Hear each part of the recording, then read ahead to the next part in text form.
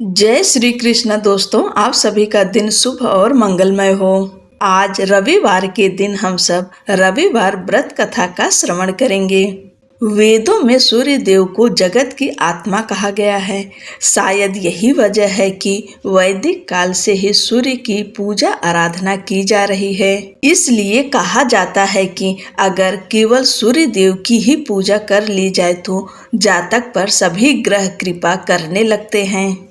अगर आप व्रत नहीं रखते हैं तो भी भगवान सूर्यदेव की पूजा रोज करें। सुबह भगवान सूर्यदेव को एक लोटे में जल लें, उसमें थोड़ा सा कुमकुम, अक्षत, रोली डाल दें और लाल पुष्प डालकर भगवान सूर्य को अर्घ्य दें। उसके बाद इस कथा को सुनिए। इस कथा के सुनने मात्र से भगवान सूर्य की कृपा प्राप्त होती है। अगर आप व्रत नहीं कर सकते हैं तो केवल सूर्य व्रत कथा का पाठ करके ही आप मनोवांछित फल की प्राप्ति कर सकते हैं।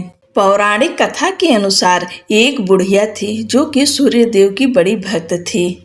वह हर रविवार को प्रातः काल स्नान करती, इसके बाद पूरे घर को गोबर से लीपती, फिर भोजन तैयार करती और सबसे पहले उसका भोग भगवान सूर्य को लगाती, इसके बाद ही भोजन करती। यह उसका नियम था। सूर्य देव की कृपा से बुढ़िया के जीवन में किसी बात की कोई कमी नहीं थी। लेकिन एक दिन जब वह हमेशा की तरह रविवार के दिन अपनी पड़ोसन के घर गोबर लेने गई तो उसे गोबर नहीं मिला।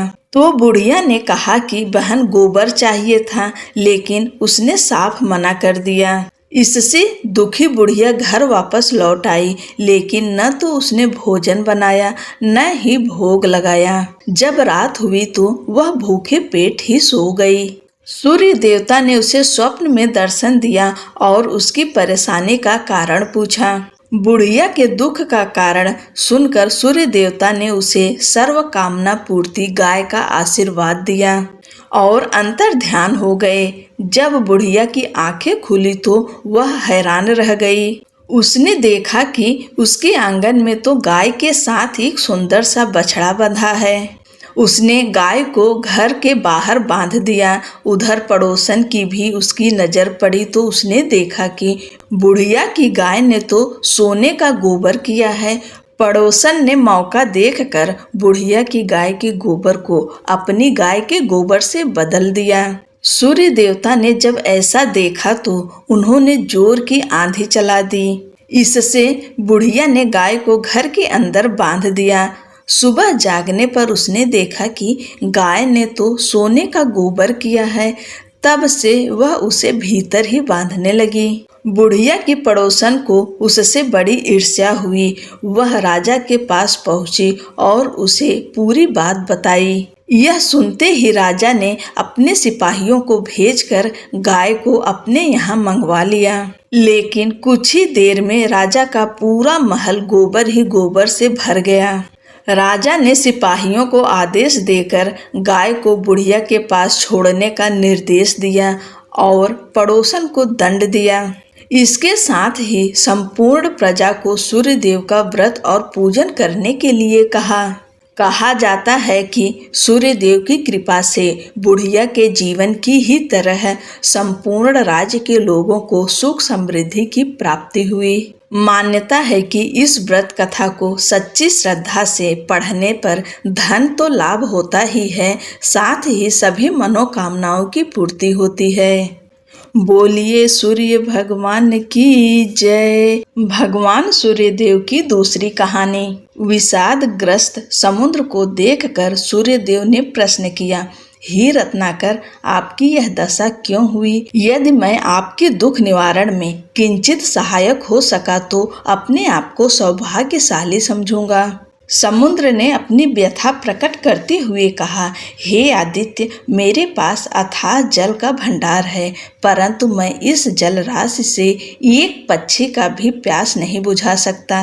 मैं लोक कल्याण हेतु जल का उपयोग करने में असमर्थ हूँ। बस इसी पीड़ा से मैं अत्यधिक व्यथित रहता हूँ। समुद्र के दुख का कारण जानकर भगवान सूर्य ने कहा, हे महासागर, ऐसी संपदा जो अपनी विशालता प्रदर्शित करने के लिए ही सिंचित की जाए और उसे लोक कल्याण में व्यय न किया जाए, वह संपत्ति इस खारे जल के समान ही अनुपयोगी और व्यर्थ सिद्ध होती है तथा अनेकानेक दुखों का कारण भी बनती है। इसलिए बुद्धिमान को चाहिए कि अपने द्वारा संचित धन का समुचित अंश जन कल्याण हेतु समर्पित कर यश का भागी बने। समुद्र ने शंका प्रकट की, परंतु मित्र में इस खारे पानी को किस प्रकार उपयोगी और हितकर बना सकता हूँ। आदित्य, यदि आप कुछ उपाय करें तो मैं भी परमार्थ करके अपने को कृत्य समझूंगा। सूर्य ने कहा, मैं अपनी तेज उष्मा से महान जलराशि का कुछ अंश वाष्पित कर दूंगा। ये वाष्प समूह ऊपर उठकर घटाओं के रूप में परिवर्तित हो जाएंगे। वायु के वेग से ये घटाएं सुदूर क्षेत्र में भिन्न भिन्न स्थलों में वर्षा करके धरती और समस्त प्राणियों को तृप्त कर देगी। तुरंत ही दोनों ने मिलकर पवन देव को इस योजना की जानकारी देकर सहयोग के लिए प्रार्थना की। वह सहर्ष इस पुनीत कार्य में सहयोग देने के लिए तैयार हो गए। फिर क्या था, सूर्य ने प्रचंड गर्मी से समुद्र के जल को वाष्पित करना शुरू किया। वाष्प कणों से निर्मित काली घनी घटनाओं को वायु ने तीव्र गति से विभिन्न दिशाओं की ओर पहुंचाया। रिमझिम बारिश से प्यासी धरा की तृषा शांत हो गई।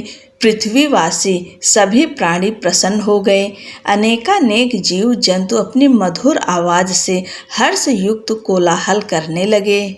वास्तव में वह कोलाहल मात्र न होकर अपने जल प्रदाता के निमित्त कृतज्ञता ज्ञापन और उसका यश गान था। नवांकुरित पौधों से सारी वसुधा हरी भरी हो गई। शुष्क सरोवर जल से परिपूर्ण हो गए। नदियां पर्याप्त जल संपदा से उफनने लगी और अपनी कृतज्ञता ज्ञापित करने के लिए तीव्र गति से दौड़ पड़ी। महान परोपकारी समुद्र की ओर मार्ग में तालाबों, झरनों और छोटे नदी नालों ने भी समुद्र के लिए जल दान किया और उसकी प्रशंसा की। बड़ी नदियां एकत्रित जल लेकर चल पड़ीं। मीठी जल राशि का विशाल भंडार ले जाकर नदियों ने परोपकारी सागर को सर्वस्व समर्पित कर दिया। मीठे जल से संतृप्त उस महासागर को तब कितना संतोष और शांति मिली, यह उसके सिवा और कौन जान सकता है। सूरज ने देखा कि समुद्र के जल स्तर में रत्ती भर की कमी नहीं आई थी और न ही स्वयं के तेज में। इस कार्य में सहयोगी हवा भी सौंधी महक से सुरभित हो गई थी। इस तरह से सूर्य देव ने बुझाई थी समुद्र की प्यास। बोलो भगवान सूर्य नारायण की जय।